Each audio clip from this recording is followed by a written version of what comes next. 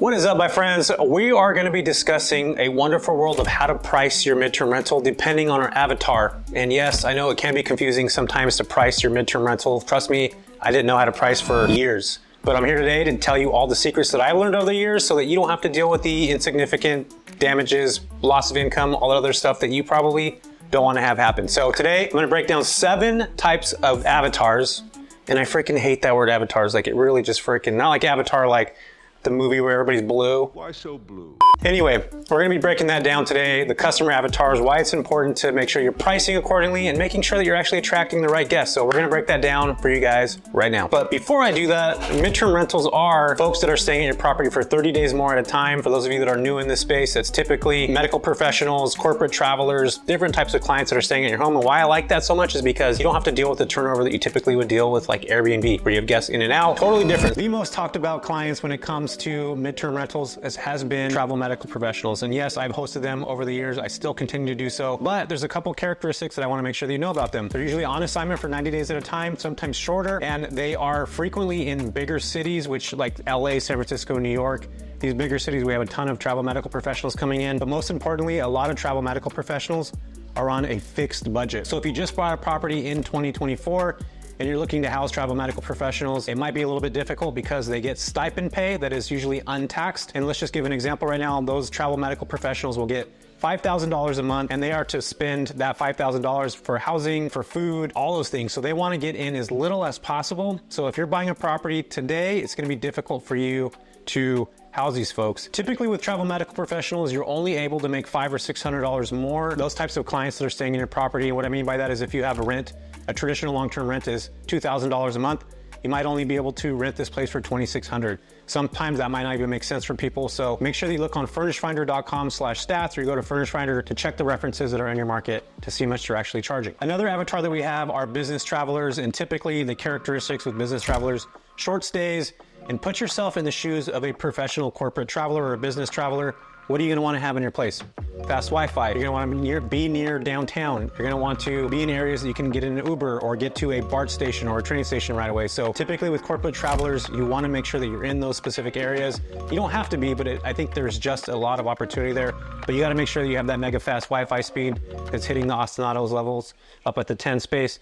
Is ostinatos even for Wi-Fi? I think that's for sound. But anyway, have fast Wi-Fi, MBS, all that other stuff. Yes, please have fast Wi-Fi. Another way how to price these individuals, I would look at typically business travelers or corporate travelers stay in extended stay Americas or Holiday Inns. Go online, go to kayak.com or one of these travel sites, Expedia, and just look and see how much they're charging per night for a corporate traveler. And I'll give you most instance, a studio is going to run about $100 a night. That'll give you a good indication of how much you could charge depending on your market for a corporate traveler, like I just mentioned a second ago. One of my other favorites in this space is construction workers. I love them as guests because they're typically project-based and they often come in groups. So if you have a bedroom, if you have multiple bedrooms, like 4 or 5 bedrooms, this makes those construction workers ideal customers specifically for you. And typically you can charge a little bit more on these. And the reason what I just mentioned a minute ago on my previous one where I talked about corporate business travelers, these folks are coming in groups. So just give a quick reference to this. They're staying in a corporate Holiday Inn Express. Each one of these guys is paying $100 a night,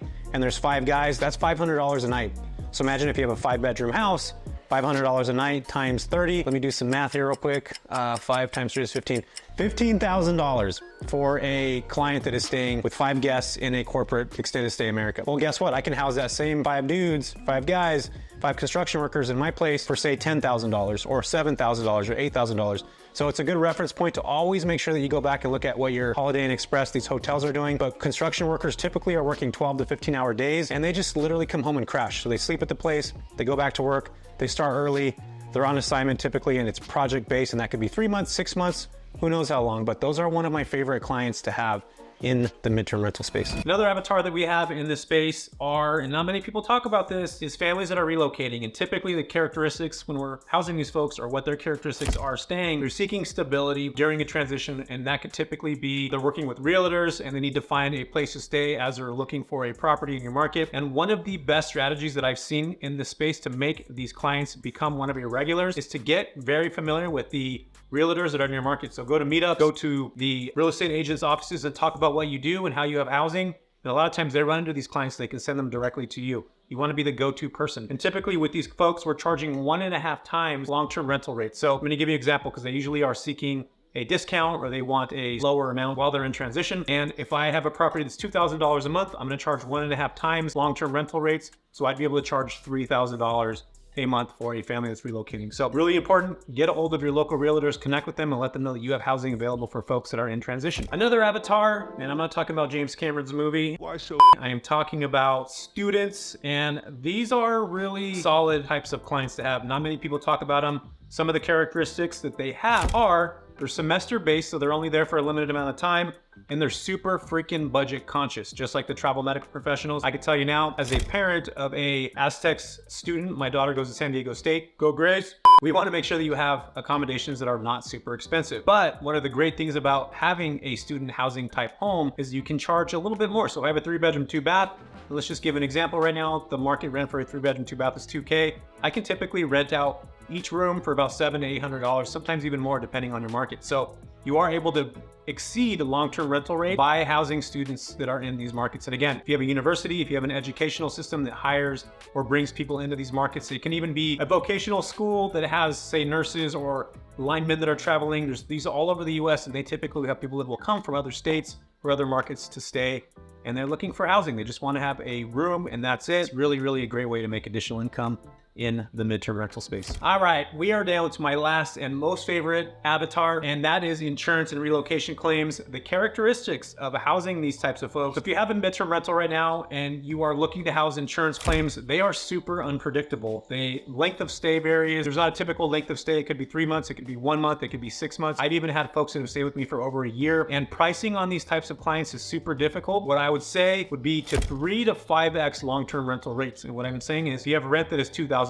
for example, you could charge up to $6,000, up to $8,000, and even $10,000, but it depends on the type of home that they have, what is actually damaged in that property, and that's a negotiation tactic that I can eventually have, or I can put together in another video where I talk about negotiations with temporary housing. Keep in mind, we don't want to price gouge when we have these types of folks that are staying in our place. They are going through some unforeseen circumstances, and most importantly, if you're housing relocation claims or temporary housing folks, you want to build a relationship with the relocation specialist. And if you're charging too high and they know that you're doing that, you can absolutely lose a pretty good amount of business by being somebody that charges too much. So I would encourage you to create a relationship with these folks and really think about fostering a long-term relationship rather than just making a couple $1,000s on one claim that you're never going to potentially get again. I'll dive into this deeper in some other videos, but again, that is definitely my favorite type of client to house, and they're definitely unpredictable, but you do get the most income. And you also, for me, I think personally, I like to house folks that have lost their home due to some unforeseen circumstance. That I get a sense of gratitude from doing that. And I do believe that there is a lot of opportunity for us to not only nurture those relationships, but also help people that are coming into our market. If you found any of this helpful at all, leave a comment down below. Let me know what you're struggling with, what you're not struggling with,